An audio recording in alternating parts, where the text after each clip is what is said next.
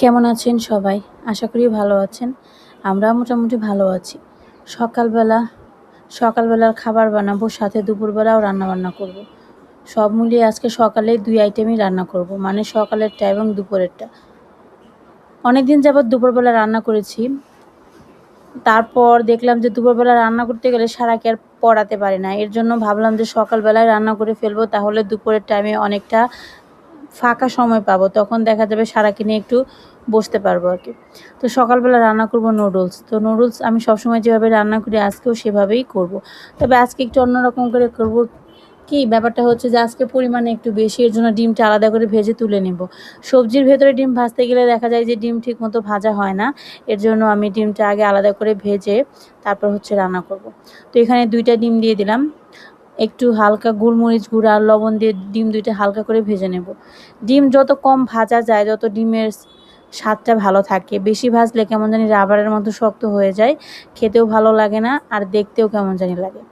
আমার তো ডিম পোস্ট খেলে কাঁচা কাঁচা থাকলেই ভালো লাগে। সেদ্ধ ডিমও আমার কাছে হাফ সেদ্ধটাই ভালো লাগে, কিন্তু সারার বাবা আবার খেতে পারে না, এর জন্য হাফ সেদ্ধ করতে পারি না। তো এখানে একটু গোলমরিচ গুঁড়া দিয়ে দিলাম। এখন ডিমটা ভাজা হলে এটা তুলে রাখবো। আর এইখানে একটা ব্যাপার হয়েছে, এখানে এগুলো হচ্ছে চিকেন বল। চিকেন বলের একটা আত্মকাহিনী আছে, সেটা একটু শেয়ার করি। গতকালকে রাতের বেলা আমার ভাই আসার সময় ২ টা চিকেন বল নিয়ে আসছে। ২ টা বলতে ২ টা স্টিক আরকি। তো একটায় ৪টা থাকে মনে হয়। তো চিকেন বল নিয়ে আসছে, তখন আবার ঈশানও সারা রাতে ঘুমিয়ে পড়ছিল। ওর আস্তে রাত 11:30টার মতো বাজে। যদি বিকেলের টাইমে অফিস থাকে তাহলে 11:30 বাজে, যদি সকালের টাইমে থাকে তাহলে ৩টের মধ্যে এসে পড়ে। তো গতকালকে ছিল বিকেলের টাইমে। তো যার কারণে আস্তে ওর 11:30 বাজছিল। আসার পর হাতে করে নিয়ে আসছে চিকেন বল। তো সেই চিকেন বল দিতে ওরা ঘুমিয়ে পড়ছে। তারপর সেটা ফ্রিজে রাখছিল। ভাবলাম সকালবেলা নুডলস রান্না করব, এর মধ্যে দিয়ে দিই, তাহলে আমাদের ভালো লাগবে আর ওরাও একটু খুশি হবে আরকি। তাই চিকেন বলগুলো নুডলসের মধ্যে দিয়ে দিলাম। এখানে আজকে একটু বেশি করে সবজি দিয়েছি বরবটি, পেঁয়াজের কলি, তারপর গাজর, তারপর ব্রোকলি, বাঁধাকপি। আমার কাছে নুডলস রান্না করলে একটু বেশি সবজি না দিলে ভালো লাগে না। আমি সবসময় একটু বেশি করে সবজি দেই। আর আজকে সকালে আমাদের জন্য আর স্পেশাল হেলদি খাবার করব না। আজকে আমরা নুডলসটাই খাবো। তো এখানে একটু সয়া সস দিলাম, একটু গোলমরিচ গুঁড়া দিব বেশি করে। তো আপনারা চাইলে এই নুডলসটা কিন্তু খেতে পারেন। এটা স্বপ্নে পাবেন যারা বাংলাদেশে আছেন। ওইখানে দেখবেন লম্বা করে একটা নুডলস আছে, সবুজ রঙের প্যাকেট। ওইটা না খেতে এইভাবে খুব ভালো লাগে। আর এই নুডলসটা রান্না করার সময় একটু রসুন কুচি বেশি ব্যবহার করবেন, তাহলে ফ্লেভারটা ভালো আসে। তো সবজি ভাজা হয়ে গেলে এর মধ্যে আমি সেদ্ধ করা নুডলসটা দেব।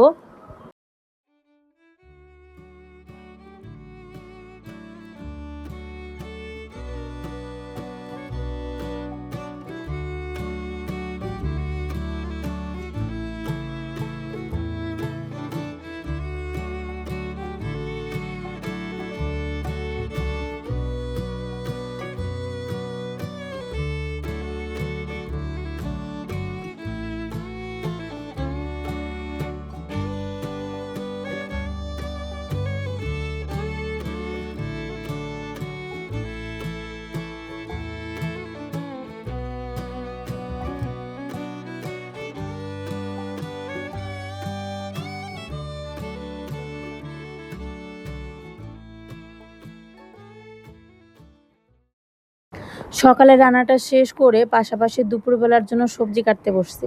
আজকে রান্না করব লাউ। লাউটা গতকালকে সম্ভবত কিনে আনছি, আপনাদের সাথে শেয়ার করছিলাম। বাজারে গিয়েছিলাম 12টার সময়। 12টার সময় গিয়েছিলাম, তার জন্য একটু দামে কম পেয়েছি। আমাদের এখানে একটু দুপুরবেলা করে গেলে সবজির দাম একটু কম পাওয়া যায়। আবার যদি আপনি সকাল ভোরবেলা যান তখন অনেক বেশি দাম থাকে। মানে ধরেন যে 80 টাকা করে কিলো হয় প্রত্যেকটা সবজির দাম। কিন্তু একটু দেরি করে যাবেন, তাহলে দেখবেন যে সেই সবজির দাম 60 টাকায় নামবে।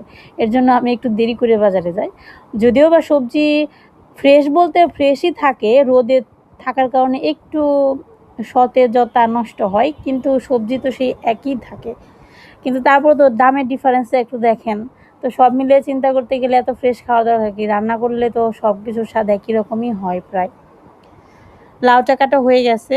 আজকে লাউ দিয়ে রান্না করব ইলিশ মাছ দিয়ে। ইলিশ মাছটার সাইজও অনেক ছোট, এটা একদম বাচ্চা ইলিশ বলতে পারেন। তাই বলে কিন্তু ঝাটকা না। ঝাটকা ইলিশ অন্যরকম। এই ইলিশগুলো হচ্ছে বড় ইলিশের জাতেরই হয়, তবে ছোট ছোট, এবং খেতে ভালো লাগে। আমার কাছে তো বড় ইলিশের চাইতে এই সাইজটা অবশ্যই একটু বেশি ছোট, এর থেকে আরেকটা একটু বড় সাইজ আছে, ওই সাইজের ইলিশটা খেতে বেশি ভালো লাগে। তো ইলিশ মাছটা কেটে নেব, আরও কয়েক পিস হয়েছে, কাটা আছে, তাই ভাবলাম ছোট একটা নিয়ে নিই, মিক্সড করে রান্না করব। লাউ দিয়ে ইলিশ মাছ দিয়ে খেতে ভালোই লাগে, খেয়ে দেখতে পারেন। ফ্রিজে অন্য মাছ ছিল, কিন্তু আমি আসলে ভাবলাম যে ইলিশ মাছ দিয়েই খাই। এই ইলিশ মাছটা হচ্ছে পয়লা বৈশাখের জন্য আনা হয়েছিল। পয়লা বৈশাখের সময় তো ভাজি করে খাইছি, আর একটা দুইটা ছিল, তো ভাবলাম আজকে লাউ দিয়ে খাই। তো সবজি কাটা আমার হয়ে গেছে, নুডলস রান্না তো অনেক আগেই করে ফেলছি, কিন্তু কেউ এখনও ঘুম থেকে উঠেনি। সারামণির আজকে হচ্ছে স্কুল বন্ধ ছিল, মানে পরীক্ষা থাকলে তো মাঝখানে মাঝখানে 2-1 দিন বন্ধ থাকে স্কুল, তো সেই ব্যাপারটাই আর কি। তো এখন নুডলস সবার জন্য বাড়বো, তারপর হচ্ছে খাওয়া দাওয়া করবো, তারপর হচ্ছে দুপুরবেলা রান্নাটা শুরু করব। এমন কিন্তু না যে এখন সময়টা অনেক বেশি হয়ে গেছে, আমি 9:30টার দিকে খেয়েছিলাম, আর 10টার দিকে রান্না শুরু করছিলাম, মেবি 10টা নাকি না 9:30টার দিকেই শুরু করছিলাম, মানে খাইছি আর রান্না করছি, তাহলে তাড়াতাড়ি রান্না হয়ে যায়। তো এদিকে হচ্ছে আপনাদের সাথে রেসিপিগুলোও শেয়ার করি, চলেন। এখানে পুঁটি মাছ ভিজাইছি, কেন জানেন? পুঁটি মাছ আজকে টকের তরকারি রান্না করব, বড়ই আর জলপাই দিয়ে টক রান্না করব। একবার ভাবলাম কাঁচা আম দিয়ে খাই, তারপর ভাবলাম না থাক, আগের টক ফলগুলো আছে ওইগুলো দিয়ে খাই, কাঁচা আম এখনও ওইভাবে ভালো মতো পাওয়া যায় না, আর এখন দাম বেশি কাঁচা আমের। কদিন পর 10 টাকা 20 টাকা করে কেজি পাওয়া যাবে, এখন মনে করেন যে কাঁচা আম মনে হয় 100 টাকা কেজি, এরকম একটা অবস্থা। তো ইলিশ মাছ প্রথমে ভেজে নেব। আপনারা হয়তো মনে মনে ভাবছেন একটা ইলিশ মাছ কাটলাম আর দেখি 3টে লেজ, ওই যে বললাম 2-1 পিস আগের ছিল।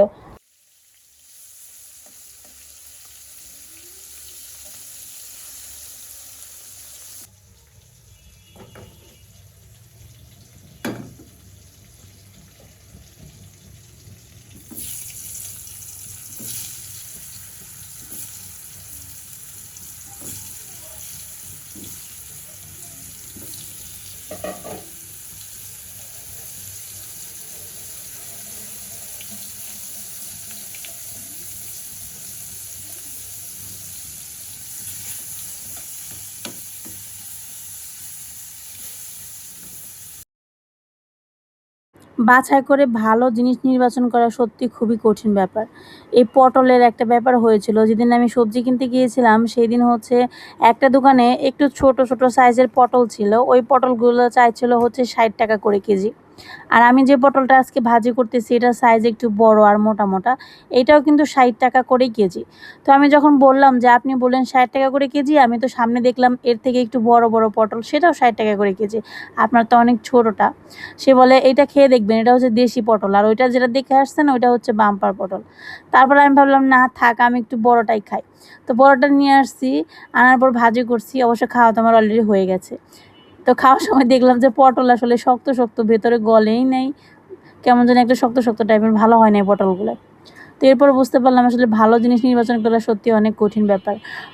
আবার অনেক সময় কি হয়, আপনি যেটা দেখে মনে করবেন যে এই জিনিসটা ভালো হবে না, খেয়ে দেখবেন যে ওইটাই ভালো হয়। যেমন লাউয়ের ব্যাপারটা হচ্ছে আলাদা, লাউটা দেখে মনে হয়েছিল যে ভালো হবে না, কারণ রোদের মধ্যে কেমন জানি ছিল দেখতে, আর হাতে নিয়ে মনে হলো যে টাটকা না, কিন্তু কেটে দেখলাম যে লাউ খুবই সুন্দর। তো সব কিছু আসলে দেখে বিচার করা যায় না। তো এদিকে হচ্ছে লাউয়ের তরকারি প্রায় হয়ে গেছে বললেই চলে, ইলিশ মাছ ভাজা দিয়ে দিলাম। আর এদিকে হচ্ছে আমি লাউ তরকারি রান্না করার সময় হলুদ মরিচের পরিমাণ সবসময় কম ব্যবহার করি, কারণ বেশি হলুদ মরিচ দিলে লাউ তরকারি খেতে একদমই ভালো লাগে না। হালকা হলুদ মরিচ দিয়ে লাউ তরকারি খেতে বেশি ভালো লাগে। তো সবশেষে একটু জিরে ধনিয়া গুঁড়া দিব, ব্যাস, লাউ তরকারি রান্না কমপ্লিট।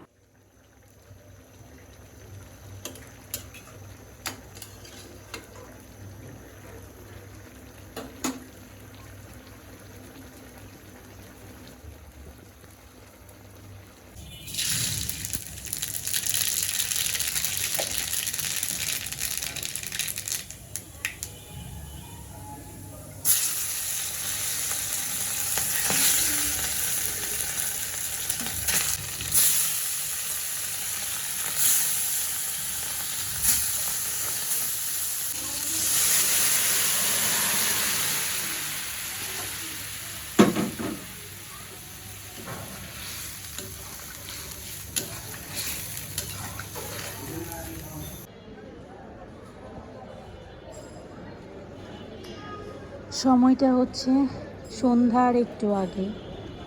বিকেলবেলা আমার খুবই বোরিং ফিল হয়, খুবই বোরিং ফিল হয়, জানি না কেন। আমাদের বাসার নিচে একজন চাচি আছে, উনি প্রত্যেক দিন সন্ধ্যাবেলা মানে বিকেল হলে পিঠা বিক্রি করে। ওনার কাছে চিতই পিঠা, ভাপা পিঠা, তেলের পিঠা মনে মাঝে মাঝে পাওয়া যায়। দেখেন একজন খাইতেছে বসে বসে। বাইরে যাইতেও ইচ্ছা করে না, আবার ঘরে থাকতেও ভালো লাগে না, কেমন যেন একটা বোরিং বোরিং ফিল হয়। তো সারামণির পরীক্ষা চলতেছে, এর জন্য বাইরে যাই না, কারণ ওকে পড়াইতে হয়।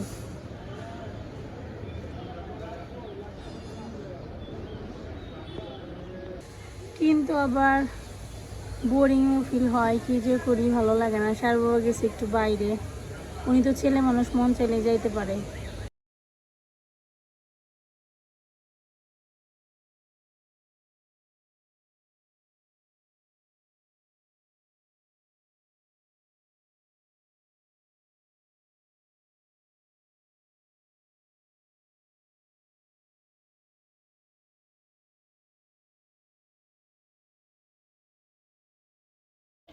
সন্ধ্যার আজান দিয়ে দিছে, সন্ধ্যাটা দিব।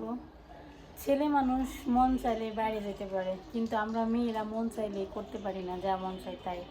এখন বাইরে যেতে মন চাইলে যাইতে পারবো না, কারণ হচ্ছে যে ঈশানা সারা যাইতে চাইবে, ওদেরকে পরীক্ষা আছে, সারার পরীক্ষা আছে, ওকে পড়াইতে হবে, এই সেই নানা রকমের কাজ। দেখা যায় বাইরে গেলে পরে বাসে আসার পরে এক গাদা কাজ জমে থাকে, তখন মনে হয় যে না গেলেই মনে হয় ভালো হতো, তাহলে আস্তে আস্তে কাজগুলো শেষ করতে পারতাম।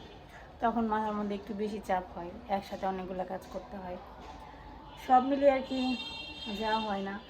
তো এই টাইমটাতে বোরিং ফিল হয়।